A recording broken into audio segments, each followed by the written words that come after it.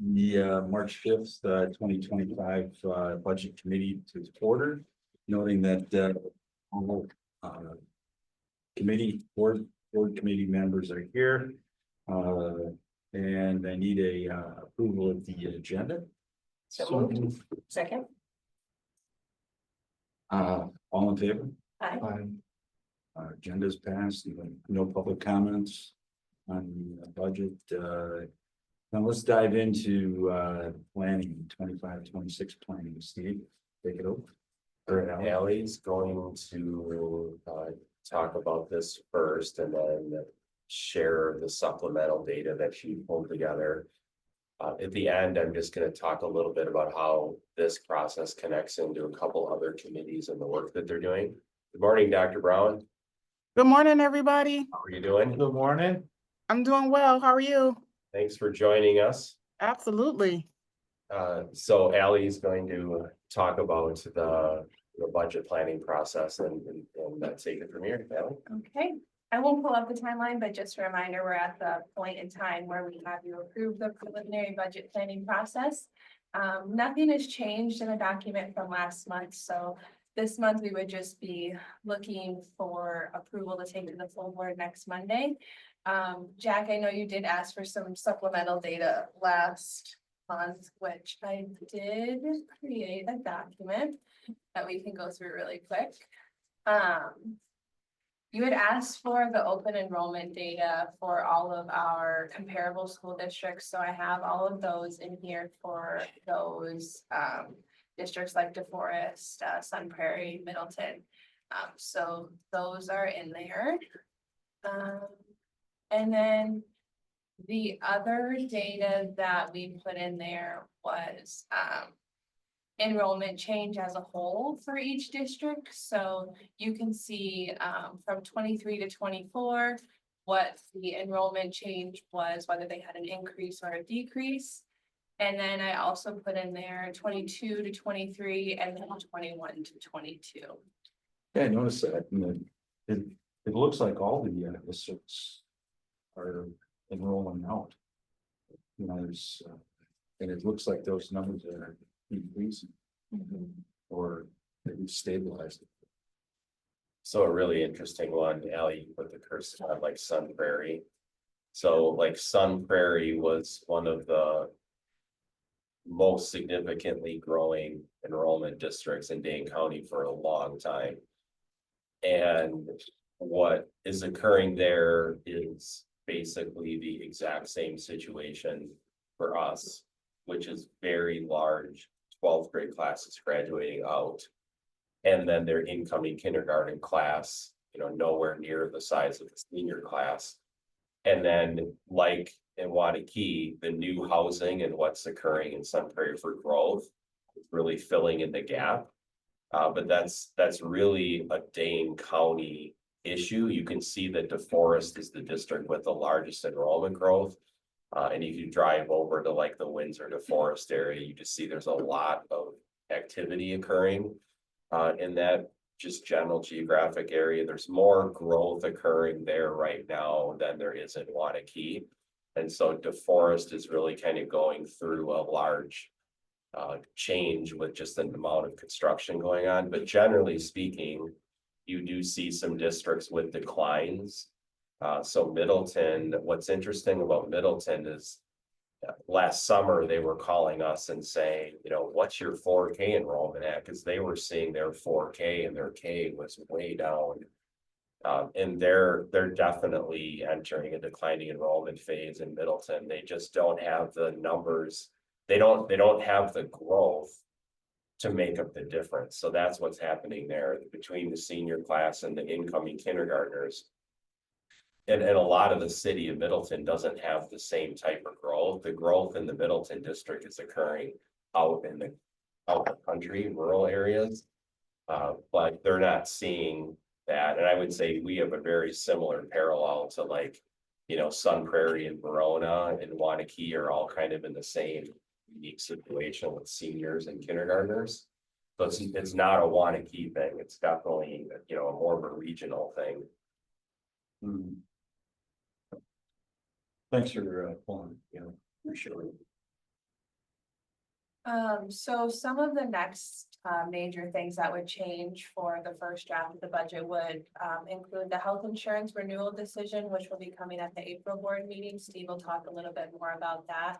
And then also compensation for the 25-26 school year. And then as a reminder, we also approve student fees at the May board meeting, and then that's when we bring the first draft of the budget for you guys to see. A couple things I wanted just to talk about, the connections between this agenda item and the other committee work that's going to be occurring over the next couple months. Just to make sure there's alignment with all of the board members, and we want to make sure we talk about this on Monday night at the board meeting. So the HR committee has a couple of significant topics going on, and they're going to be discussed tomorrow. So that committee's meeting tomorrow. The two major topics are health insurance renewal and then compensation decisions. So regarding the health insurance renewal, I'm sure you've seen that in the document that Ally was referencing, it calls for an additional 5% investment from the district. The HR committee will see tomorrow, and the district's insurance committee will see today at the end of the day, the responses that we receive.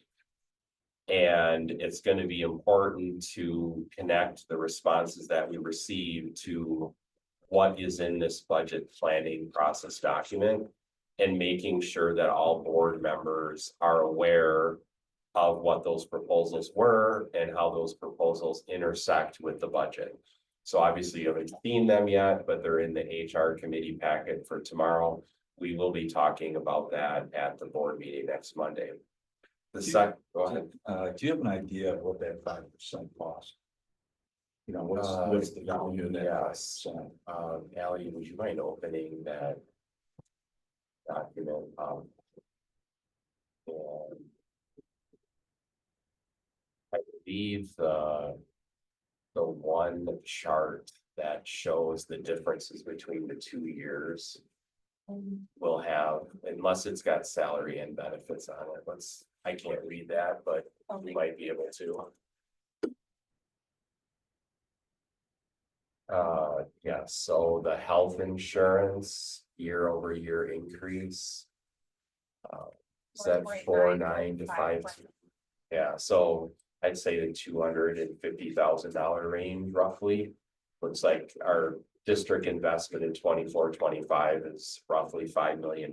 So we have about a 5% increase in their plan as of right now. And the important thing on that topic is obviously that the proposals that came in, that they're communicated with the district's insurance committee and the school board members, so you can see what we receive back. Be able to connect those proposals to that line item that Ally's showing you.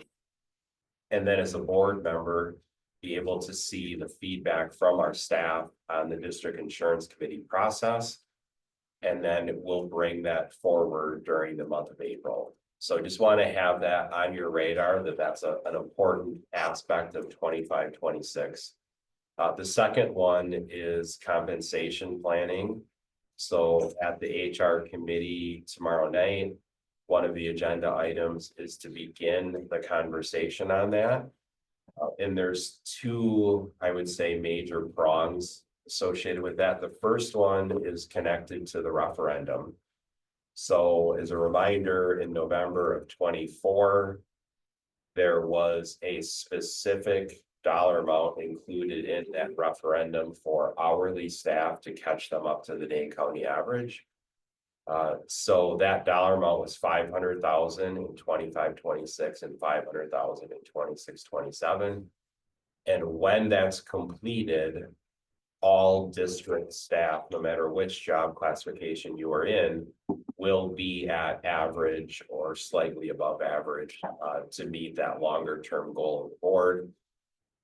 But we have to implement that. And so Brian's going to be working with the HR committee because there's a couple of different ways it could be done to get feedback from the board on, thoughts on how to tackle that over the 2 years. Brian's been waiting for the data to come in from the comparable districts to share that with the committee and then talk through that. So there's that discussion going on. And then secondarily, there's the discussion about CPI, negotiating with the WTA and then compensation systems. So those conversations will be taking place on Thursday with the HR committee. The one thing for this committee to just be thinking about, and then ultimately the board as a whole, is in state budget years, there's oftentimes hesitation about making a decision that important in like a May timeframe prior to the state budget being signed. So if you go back 2 years ago, as an example, we did not make all those decisions at the May board meeting. However, with that being said and done, there are some differences this spring compared to 2 years ago that are important to know. Number one, we did have the referendum support be approved last November. Number two, the governor put into law the $325 that's now there that would have to be reversed either through the Supreme Court or through a state budget, which we all know he wouldn't sign. So there is a bit of protection right now in the school budgeting process, and that there's a number in the current law. 2 years ago, there was no number. We were coming off zeros. And so school boards across the state were anxiously awaiting, is it going to be 0? Is it going to be 200? What is it going to be? And in the end, the governor vetoed the increase at 325 ongoing. So it's a little bit of a different situation. And then the other thing to keep in mind, we do continue to hear from staff a strong desire to know prior to them leaving in early June what their contract would be for the next school year. So that's going to be the discussion with the HR committee. And so just keep in mind that as a board, that's a discussion you're going to want to have. We're lining it up to bring it to May, because what we have planning, which is the hourly employees and catching up their pay, and a CPI increase plus compensation systems, is included in these documents. And these documents are based on $325. So as an example, if the state budget ends up being better to schools than what we have anticipated, that would be something we would target with the areas highlighted in yellow, as opposed to pay increases. So we've got a pay increase identified that aligns with our long-term goals, CPI, compensation systems, hourly staff. And so we're really trying to line up this work between this approval in March, insurance in April, wages in May. But the whole board has to be, supportive of that vision over the next couple of months. Steve, what's the CPI?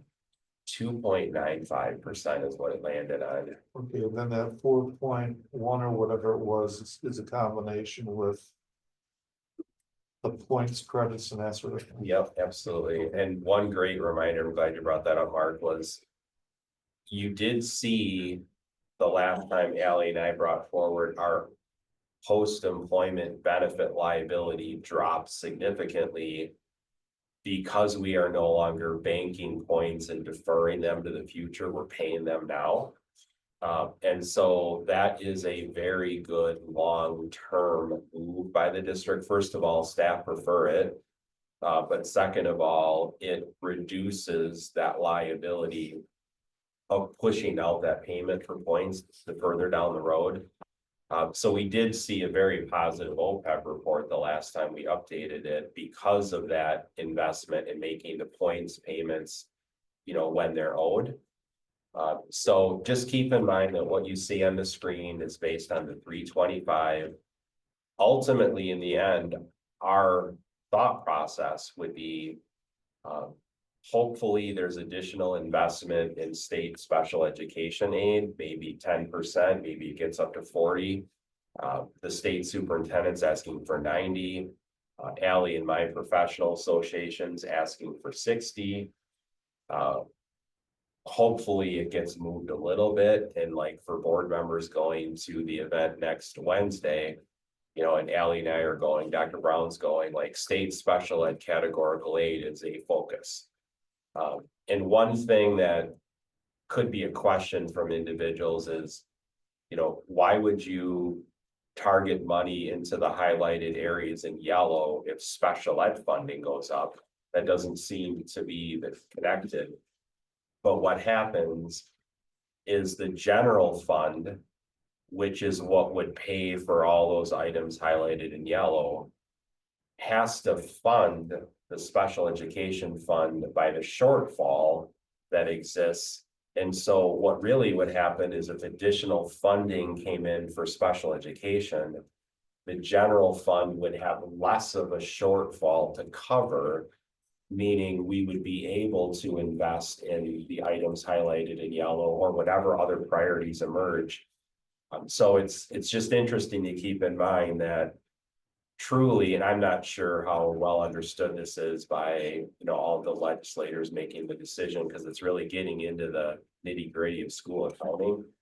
Truly, a special education increase benefits all students, both regular ed students in Fund 10 and Fund 27, because those two funds are directly connected, and the shortfall in Fund 27 results in us making different decisions in Fund 10. Steve, with the yellow up there, two questions actually. So the post-employment benefit item, is that where we're looking at being below $100,000 after this year's payments? Yeah, thanks for asking. So Mark sent some questions to Ally and I, and I'm glad you prompted us to talk about that at the committee. So we have a good news, bad news scenario with the topic of post-employment benefits. The good news is our liability is dropping. The other good news is our HRA account is growing and has grown significantly since we first put that program in place. The bad news is that our secondary fund, and this is a fund that's not in any individual's names, it's really district funds. We've been tapping into that fund really since COVID to fund our annual contribution. So one of the strategies that was ultimately approved by the board in the first year that the state announced a zero increase was for us to remove the current year funding for OPEB and to shift it to this trust. The thing to know about the secondary account is the board built that up pre-COVID with funds that were available at the end of the fiscal year. So it was good long-term planning. It was basically, hey, there's $500,000 left in Fund 10. Let's put that into Fund 73 as a placeholder. And that account did build up to close to $2 million prior to COVID.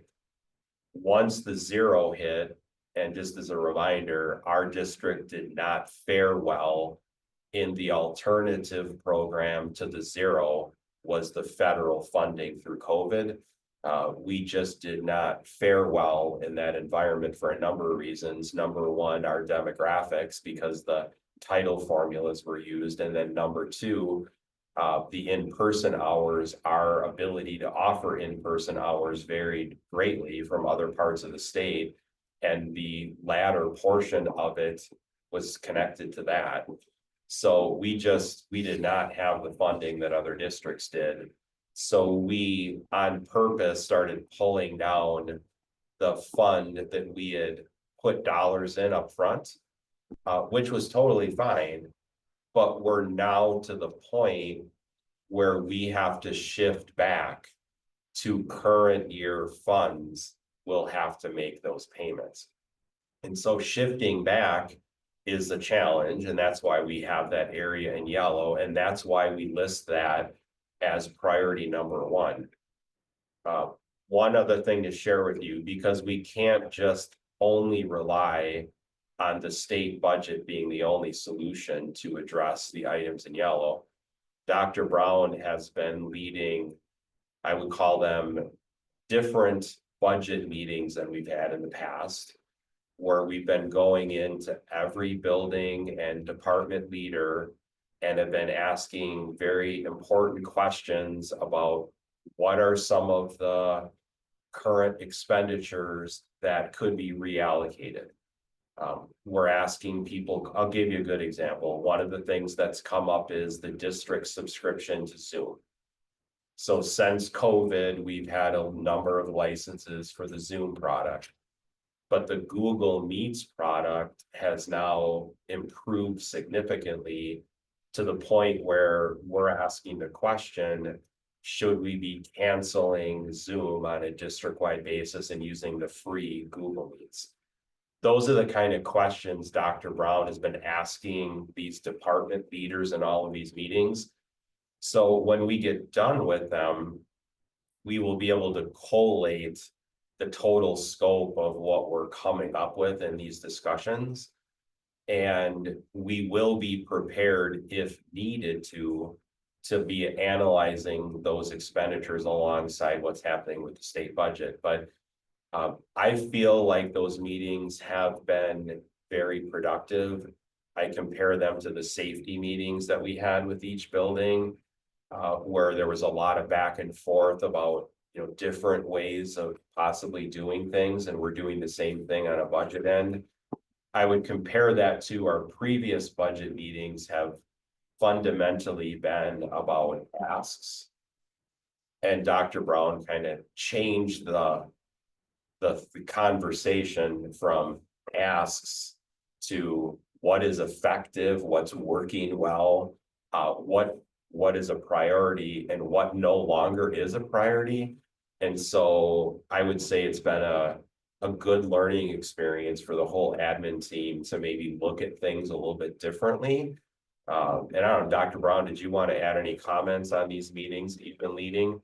No, you summed it up very well, Steve. I think the most important piece, again, is bringing all of the information back. And understanding, Mark, you mentioned that we had a conversation about a week ago, you know, what are the needs versus the wants, and what's effective, and what isn't. And so we'll be able to get down to, summarizing, that information and bringing it back in the event that we need to go that route, with reallocating dollars. But you described it very well, Steve. Thank you. So coming back to the OPEB, we do have to make a change for 25-26. That change either can be assisted by the state budget process, or internally, we are going to have to reallocate funds to prioritize post-employment benefits, and then obviously kind of work through those items on that list. So is it possible to reallocate money from our HRA account when a teacher leaves a district and leaves the funds behind because they haven't been tested? Yes, so Mark's question is that when people do leave and they don't meet all their requirements, there are vested funds that become available, and yes. That has ranged up to 50,000 in any one given year. Some years is smaller, some years is higher, but yes. Those funds can absolutely be a part of the solution to get back to where we need to. Would it, given our current state of which fund is healthier than the other, would it make sense to consider doing that for a couple of years until, because the other fund's going to continue to grow anyways, Right. From the investment. Right. They have. Yep. Would it adversely affect that, or would that be approved? No, that's absolutely a strategy that we can consider, and I appreciate you bringing that up, because we do need to just brainstorm on various strategies that we can utilize, and that's absolutely available. to use. Our thought process right now is to continue to allow these meetings to take place, as Dr. Brown said, kind of collate all the thoughts. At the same time, monitor what's happening with the state budget. It's been a great process for us to be more engaged. I think the event next week, the event we held in Waunakee, I participated in an event last week. Legislators are hearing a unified voice from the education community, and hopefully it's having an impact. So it's certainly possible the state budget can be a portion of our solution. But irregardless, the conversation with our team is identifying current expenditures that we are wondering if they are as effective as they should be and could be put to better use one way or another. And that's the information Dr. Brown referenced that we'll get in front of you once we're done with this whole process. And I like that process, you know, because I think in government, what we do is we put another program in because it's more effective, but we really don't look at why do you do that? You know, if we're putting another program in that's more effective, we should get rid of the one that's not effective. I guess one of the questions I've got as well is we've got 600,000. Do we have to make that all up in 1 year, or can we, you know, put that into a multi-year plan? So good question. So Ally did reference that there would be some funding remaining in the account that has been pre-funded. So to your point, yes, we could stair step it a little bit by using Mark's strategy, using your strategy. Okay, thank you, Ally, for getting us there, or Rebecca. So there will be a remaining balance, let's say maybe in the $100,000 range. There will be vested funds freed up. So we probably don't have to go all the way from 0 to 600. We could stair step it. And we'll look at that. We'll take a close look at that. That's a good point, that we could consider that. What we're asking for would be to move the process of 25-26 planning forward for the March board meeting for approval, and then allow us at the board meeting to connect the work of budget, HR, and then obviously there's facilities conversation going as well, so that all board members would have an opportunity to really kind of understand and weigh in on the roadmap for the spring. Because we do want to make sure that board members feel comfortable with the idea of lining up, you know, insurance in April, compensation in May, and just be aware that 2 years ago, we waited longer.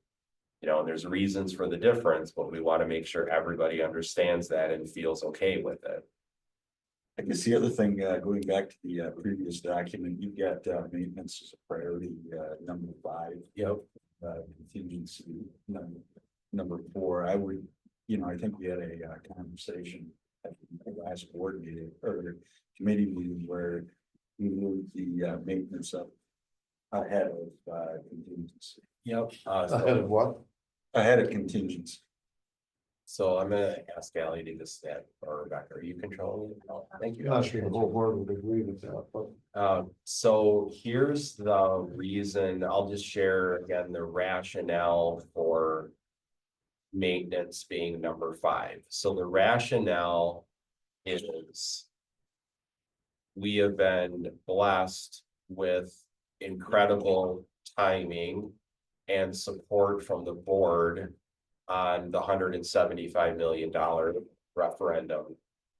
The board came out and supported an approach to maximize our interest earnings instead of paying that back to the IRS. Because we did earn such a large dollar amount on those borrowings, we had to spend within very specific time frame. The board supported us making that effort, which, as you know, last summer, there was a very large amount of maintenance work occurring across the district. We're still in a very, very strong position. Yeah. in our Fund 49. Ally and I haven't even yet brought up the topic of the interest being earned on the borrowing that was approved by the board in December, let alone the one we're bringing in March, which is on the agenda here this morning as well. So we are blessed in a position where maintenance, we've made a very significant investment in. And over the next couple of years, the facility committee can continue to do that. And so it absolutely needs to be a priority to shift back to Fund 10. But the good news is we do have a little bit more time with that one because of the fact that we've done so well with the referendum. So that it's just a timing thing that we're in really good shape on that for now. Not quite as good a shape on contingency, which is kind of why we ordered it that way. But in the end, we would state that it's important to know where the board is at on all of these topics. Because in the end, we do need to address them, you know, whatever the order ends up being. So is the plan on contingency to put it in fund balance? So with You know, if it's yeah. not committed, is that where it goes? Yeah, so Dr. Brown shared with the rest of the team her slides from the board workshop part 1. And so we had an opportunity to learn from her what that dialogue was. And the vision of, as an example, that she laid out that made great sense to me of like taking contingency and going from 100 to 200 and ultimately having a goal. Absolutely, Jack, that is the goal. That let's say you get the contingency in year 3 to 300,000 and you have a great year. That now supports the building back the fund balance. So those two are directly connected. And I think even the goal itself provides a framework for administration to work within to know the board has a twofold goal with that one. Number one, to build it up so that we can deal with issues that occur in a year. Number two, the goal is to not spend it and to have it ultimately affect the fund balance in a positive way. So I know that during the part 2 meeting, we're going to be coming back to having further discussion on exactly that topic. So at the maintenance, I mean, we already allocate 325,000 from the 2014 referendum. Correct. Yep. On top of that, is there an additional X amount that we normally have been doing in the past, was 325 plus? Yes, that's what we're trying to get to with the 275 to 290. That's exactly right, Mark. Okay. That's designed to get it back to that prior and the full prior investment before we had referendum funds. We've been able to use the referendum funds, but we do realize we would want to get it back to where it was long term, with the understanding that eventually we won't have referendum funds or interest earnings available to address it. So it is a priority to get it back. And that's exactly what it would do, would be to put it back to where it was. The good news is we just happen to be in a very great spot and we can buy ourselves a little more time with that one, which is why we put contingency as 3 with the idea of starting that right away, get that going, and then follow it with the maintenance. But in the end, I mean, they really are all priorities. Right. Thank you. Yep. So we would be looking to move this on to Monday night unless there's any further questions. Motion to approve. Second. All in favor? Aye. Okay, so thank you. So for this agenda item, Ally we already jumped into this a little bit with the post-employment benefits. So that discussion was helpful. What we want to share with you on this one. So Ally and I have been working very closely with Brian Grabarski and Jenny Andrus and the rest of the admin team with the goal of having an end of the year budget of 0 as opposed to a negative balance that would affect fund balance. We have spent the last month or so working with Jenny, Endres, and Brian on a complete update of all the salary and benefit numbers. I did mention in the past, that process didn't need to occur because we just didn't have the turnover that we have today. And so like when you posted your budget, it just seemed like everybody stayed for that school year and maybe didn't have too many changes. But, you know, obviously pre-COVID, you know, we have a different employment situation. So what we're sharing with you is our intention is to go very deep into our budget revision process. We shared a screenshot, Allie, if you want to just bring it up for a minute of the work as an example in the HR area.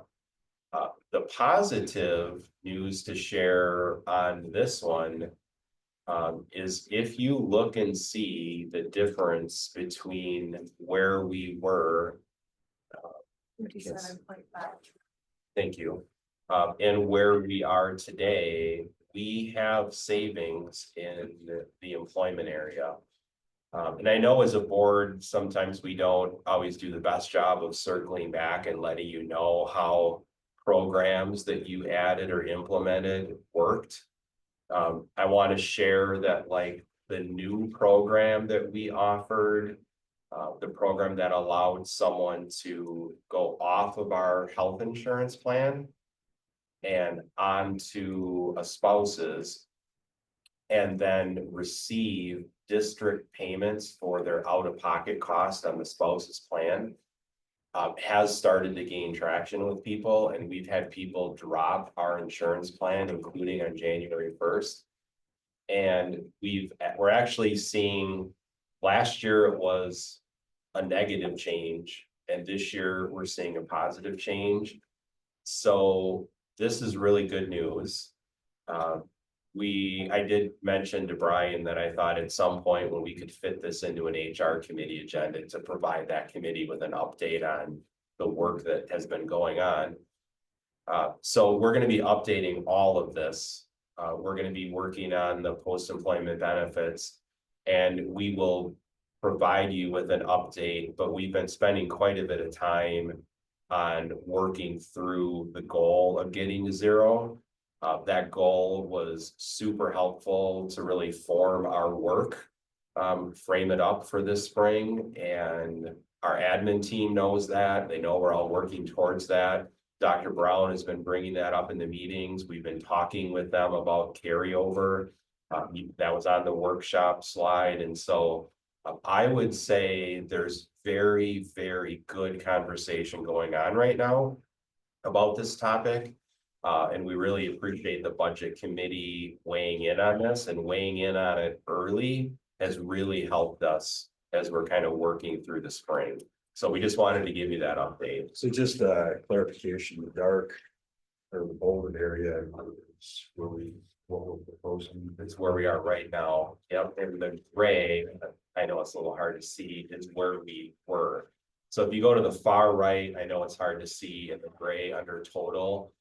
Is that 57.5, Allie? Yeah. And so that was 57.5, and now it's 56.9. So that's the current change between the salary and benefits we had posted in October versus today. So very, very positive situation on that end.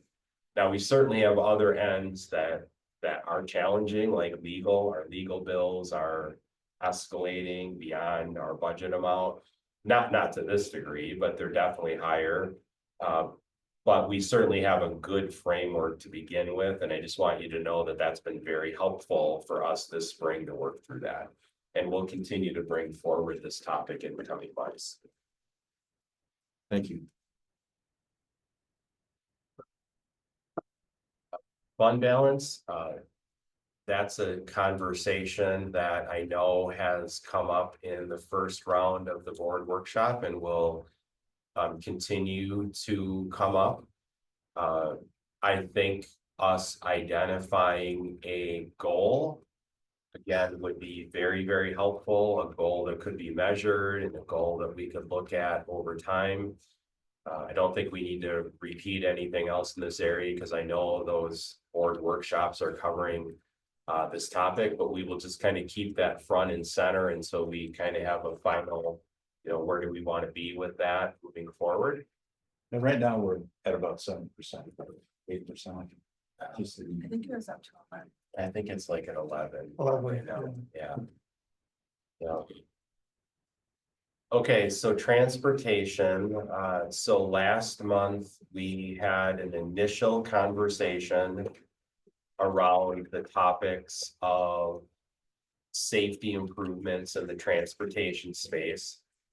We did mention that Dr. Brown in her previous district, her parents were able to use an app to see where things were at with the bus.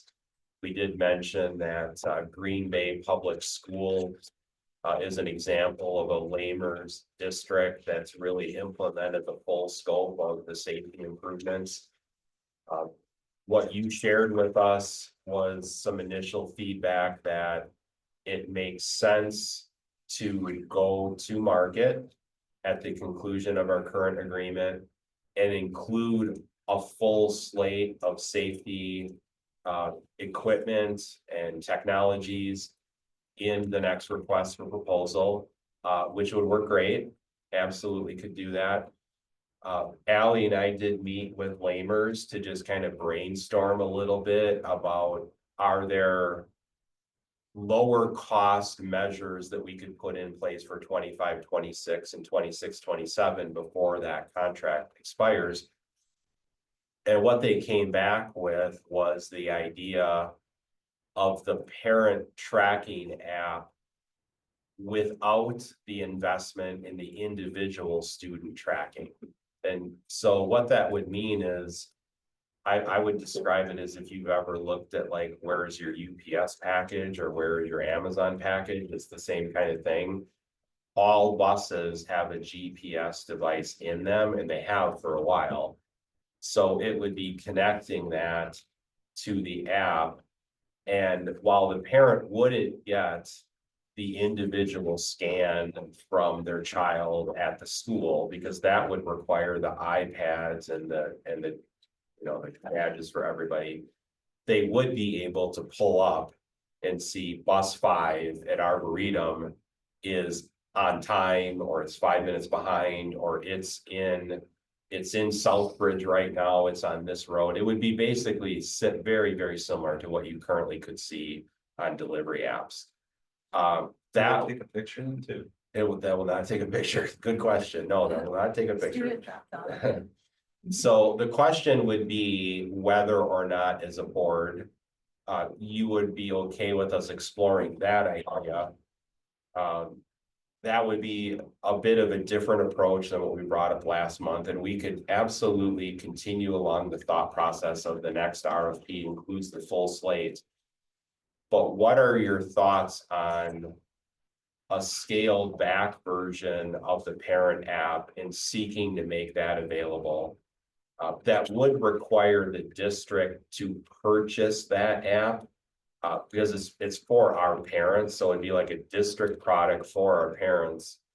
But as we mentioned earlier, we're currently taking a very close look at our technology spend in all of these individual meetings. And I'm positive we would be able to come up with a reallocation plan to say that, like, as an example, what we're saving on Zoom is significantly more than this. Where we could prioritize this. The question is, as a board, would you just prefer to just pause on this topic completely, put it in the next request for proposal, and we can let our parents know that safety improvements will be coming as an expectation of the next contract? Or would you want to take a step in that direction by looking at something like this? Which absolutely would be an improvement. It just wouldn't be the full set of what like a Green Bay Public Schools put in. So thoughts? Question, how many parents actually look at this? Do you have a feel? for that? I would say Is it 10% of our parents?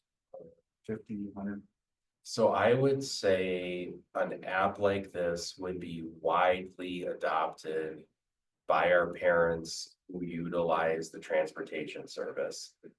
If you're bringing your child back and forth to the intermediate school, and there's a lot of parents who just bring them back and forth to the intermediate school, this wouldn't interest you. But to the parents that utilize the service, this would be a strong interest to them. One of the main reasons why is our transportation system is a dual run system.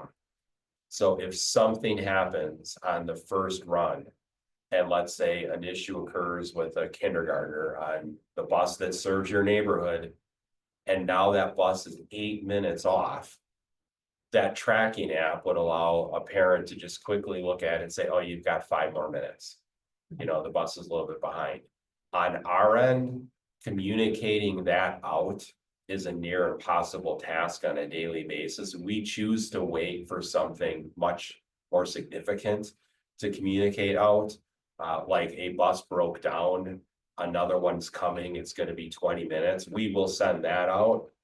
But the 5 to 10 minutes off, and as you know how hectic it can be in the mornings in households, I'm sure it would be widely adopted, but by the segment of our parents who use the service. Especially within. So if you get a bus that breaks down, who sends their information? We, as a district? We do it. Yep, because So lamers, time saving for us, because we wouldn't have to make email. we would not, right, we would ask our parents to download the app to be aware of these issues. Now, we would still choose, because if it's significant, we would want to get it out. But we would define for parents what those parameters are. I would say from like the parent end, this would be incredibly well received. I would say from the budget end, with the work that we're doing with Dr. Brown, we would not view this as an added allocation. We would view this as, this is more important than something else that we're doing. And we're gonna stop doing that. And we're gonna do this because the value that it would bring to our parents. So we would not, the ask would not be for additional funding. The ask would be, so consider this with the reallocation. If your preference is to wait to see a better list of what those items are, so you can have a better gauge on what we're doing, this isn't something we need to decide in March. We just wanted to kind of put this on your plate for thought process, because if you're even remotely interested in it, we want to get a quote, we want to bring the name of the company, we want to bring ideas for funding, and we would bring it back. If your immediate reaction is, no, Steve and Ally, save that for the RFP, then we'd say, absolutely, we will save it for the RFP. My immediate reaction is that I would like to see more. I want to echo what Mark said, because I think that it might have gotten lost that any parent using the service during inclement weather will want that live tracking. Yep. And I think for our elementary aged parents, where the students are elementary age, those parents in particular will want to see that their students got onto the shuttle bus in the afternoon. It's not just mornings. Because there are age-wise slightly more vulnerable to changes and prone to error. I think that those parents in particular would be interested. So I'd love to hear more about what would be changing. And definitely Dr. Brown can speak to her experience in her prior district next month when we bring that back as well. So she knows way more about this than we do. Yeah, I just wanted to add, just from the standpoint, excuse me, of efficiency, particularly in Steve, with our parents for sure. So when we first launched it, it was a hit for our parents, just having that sense of knowing where the buses are, where their children are. So from a safety standpoint, it helped us out really well in terms of just communication and lessening the number of concerns or complaints, if you will, that parents may have had about whatever may have been transpiring as it relates to buses being delayed for whatever reason. So I would say, even if I would love to encourage you to think about giving us an opportunity for our parents to at least experience that piece with the transportation and understanding. Sort of like Uber, right? When you order an Uber, you can see on your phone how close or how far away the car is to get to your location. So it was really helpful. And as far as communication in the transportation space was concerned, it just minimized the number of concerns or complaints that we may have had from parents. So it really does work really well. And our app in my previous district, we went with Here Comes the Bus. That's one app that's out there. But I would encourage you to think about it from that standpoint. To your point, Dawn, for the younger students who are more vulnerable, and we know we've seen some transportation concerns in other districts that we know have needed to be strengthened as well. So I would love to see us move in that direction. We will, however, go with however you would like for us to proceed. We do need a motion. So what we're talking about here is doing the app to see where the bus is. Yep, that's it. Not the expensive part, which is this and the iPads and the state-of-the-art security cameras. And keep in mind, we do have security cameras. That was part of our last contract. So it's just the state-of-the-art ones have 4 instead of the 2 that we have, and they look into the seats as opposed to ours, which are more of a global view. So we do have them.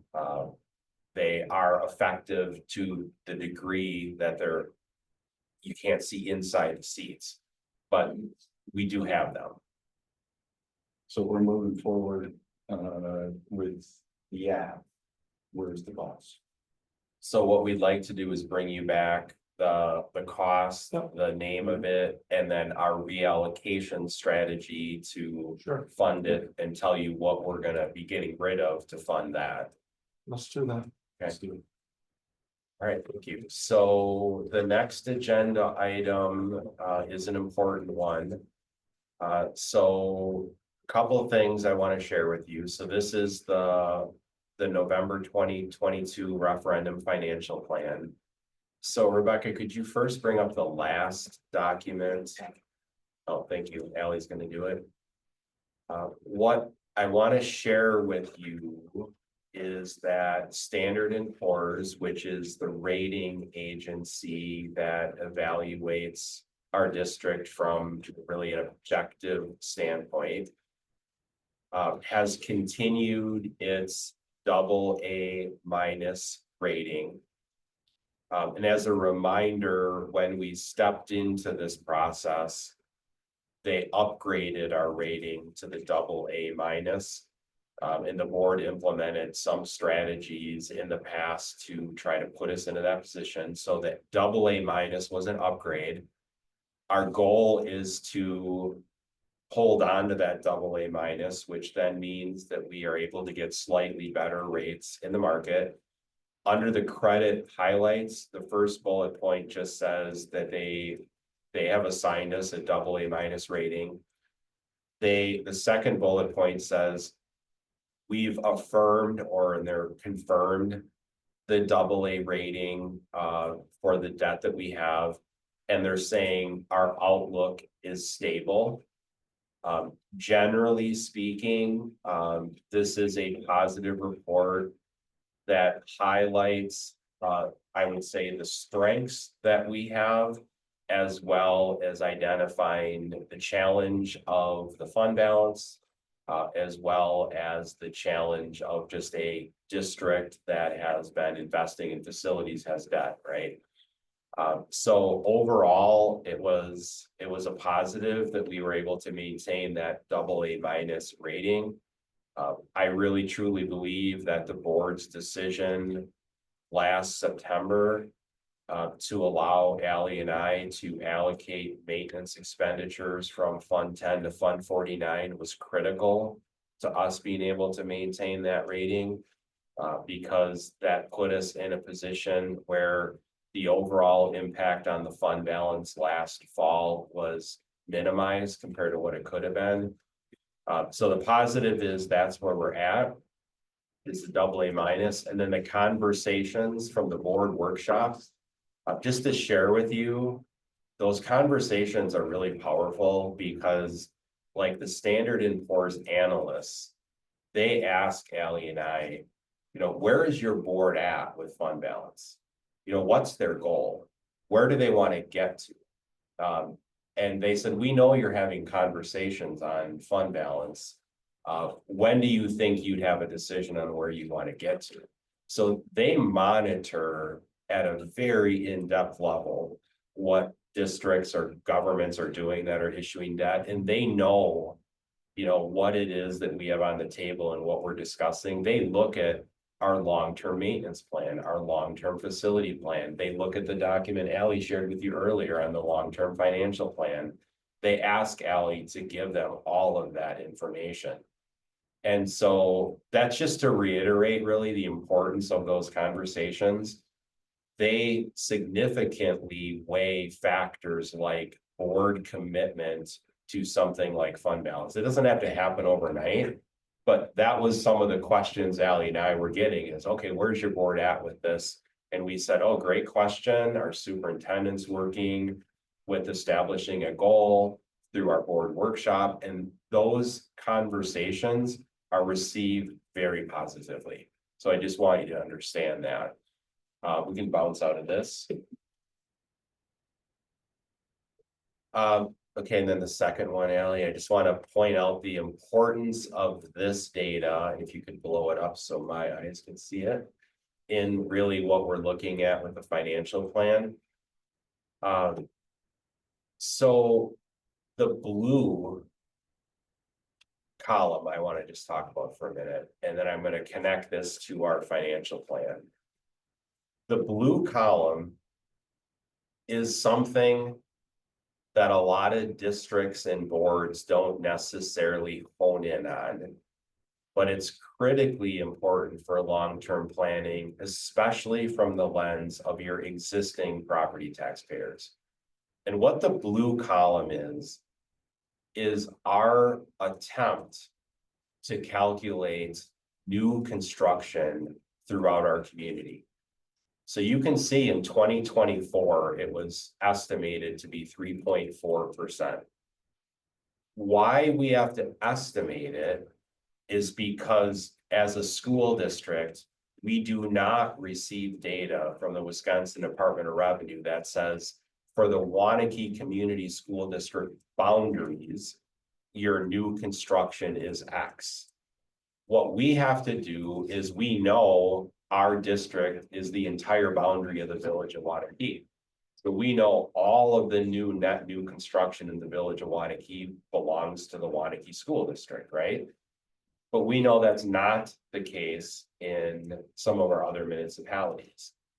So we have the ability to estimate or really jump into the numbers a little bit deeper to know what that is. Historically, we've been tracking this for a while. And let's just say for easy math, call it a 3% long-term growth for new construction. And why that's important is going to be our financial plan that we show you next. So Ally, if you want to jump to that.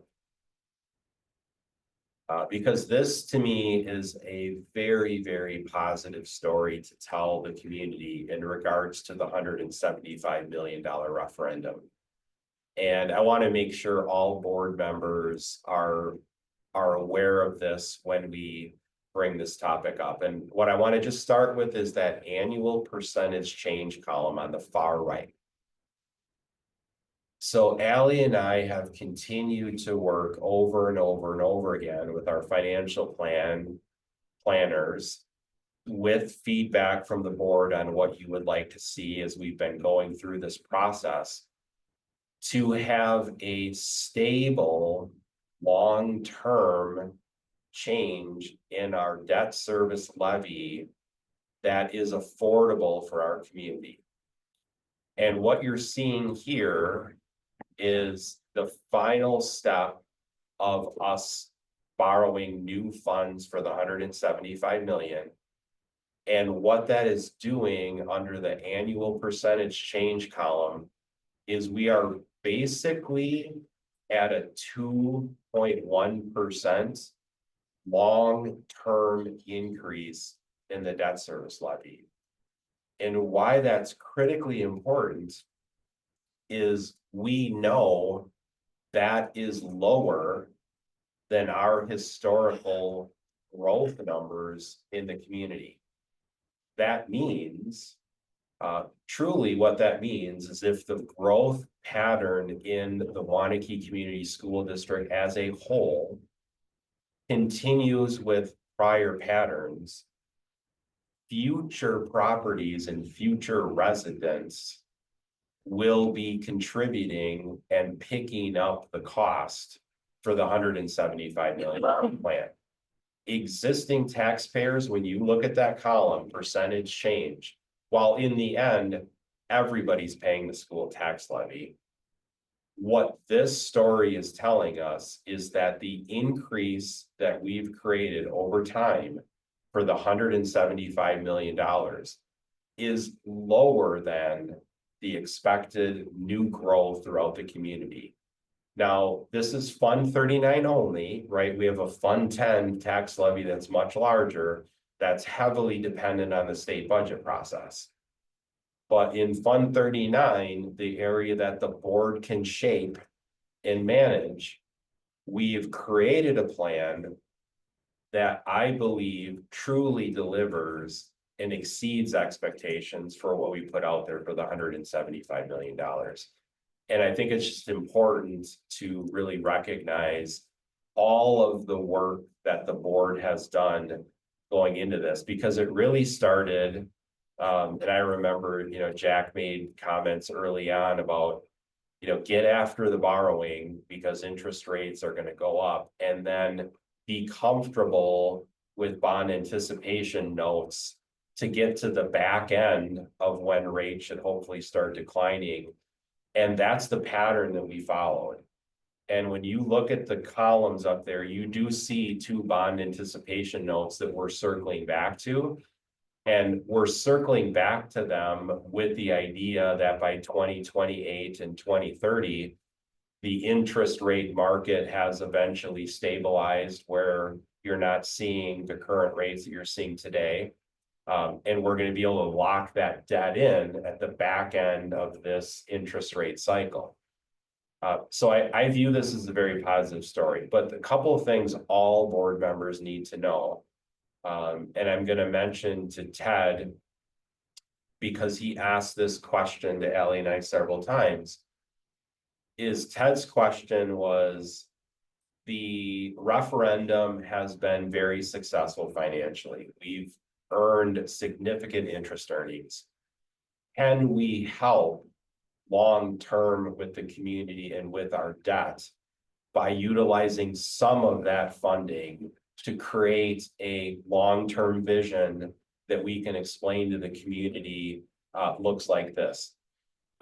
That challenged Allie and I to go back to PMA and say, okay, so there might be an interest on the board's end to look at some portion of our interest earnings to assist with a long-term plan to look like this. And that's kind of the constant iterations we've had back and forth with PMA.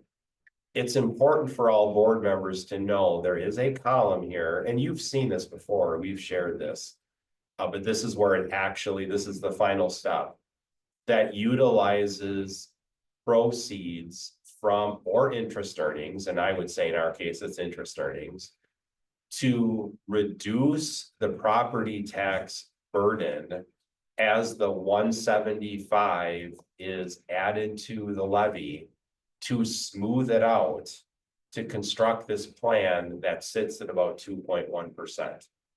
I want to make sure every board member just has that understanding, because obviously this is the 4th time we've done this, and there's a lot here, and it's easy to forget the different steps we've taken. But it's important for us to be able to communicate out to the community what we've accomplished here. And we're utilizing some of the success that we've had with 175 million to really create that long-term vision that locks us in around 2.1%. I've also talked with Dr. Brown about the next board workshop. I'd love to bring this back and talk to the board about your vision for then the high school. Because I think it's really important for the board to have that conversation, to build upon this and to ask that question in the high school planning process as a board. Where are you comfortable with this looking long-term with the high school conversation? So I'll save that for the board workshop. But that's something Dr. Brown and Tim and I just talked about yesterday. But the bottom line from this plan is, I think the taxpayers of Waunakee would be very pleased to see a long-term debt service levy that is below our historical growth. That's why I think it's so important that the board has been engaged in growth conversations. You know, whether it's the conversation that the board said you wanted to be a part of with the town of Westport's planning, or whether it's the conversation about the development of Kilkenny West.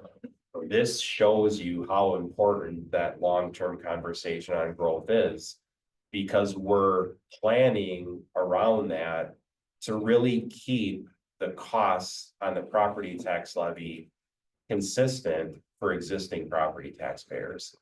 So I just wanted to make sure we talk that through.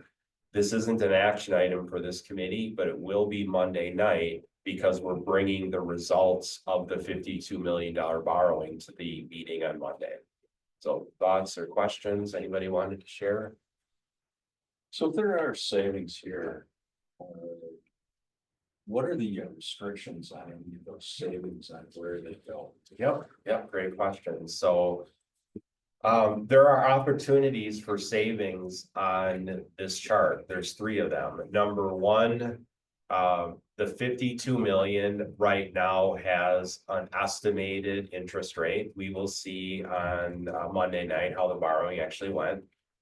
And then the 2 bond anticipation notes. So you see the 96 million. There's an estimated interest rate. I think it's 4% is what I can see, maybe. Out there by April 1st of 2028. If at any point, let's just say it is, you know, January of 2026, and Allie's working with our financial advisor, and they give her a call and say, there's an opportunity right now to lock this in at 3.2%. We're going to want to bring that to you, because this is based on a 4%. We have an opportunity to very closely watch the market, and when the opportunity presents itself, try to time it, which I think is the vision you brought up, Jack. And then the other one is the 52 million is we're setting that up the exact same way out through April 1st of 2030. So we're going to be constantly monitoring those 2 issues and looking for an opportunity to find additional savings. Beyond that, there's conversations that the board can have about contingency savings on the middle school. There are conversations the board could have about further investing the positives and results of the November referendum into a debt service schedule. And so we're in a really good spot to continue having those conversations over the next couple of years. So those savings can go either back to the taxpayers Or projects related to the referendum.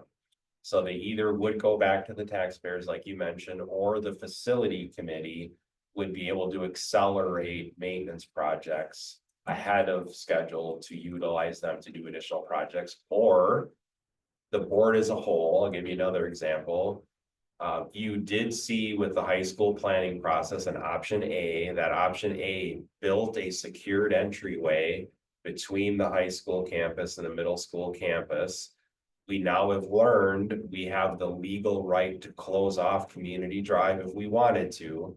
So hypothetically, if in the fall of 26, we wanted to get a department over to the middle school so they have more room, we could build that secure entryway because district-wide capital maintenance projects are covered by the November 22 referendum. So that's the kind of conversation we could have. So we also utilize those savings for maintenance, but then let's say it's 500,000 we put in. Could we take 300 out of or 100 out of the current maintenance fund and apply it to one of those yellow areas? Absolutely. Yes, that's absolutely a strategy we could consider. And that I appreciate you bringing that up because in the end, all of these funds are connected, you know, Right. decisions you make in one affect decisions you can make in another. So even though technically you can't use Fund 30 or referendum funds in Fund 10, you can by decision making of utilizing funds towards maintenance projects and then reallocating in a different way. So absolutely, in the end, it's all connected. You know, Understood. if there's not any further questions, just be looking for this on Monday night then. Okay.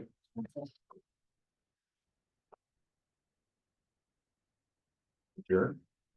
Motion to adjourn. Second, All in favor? aye.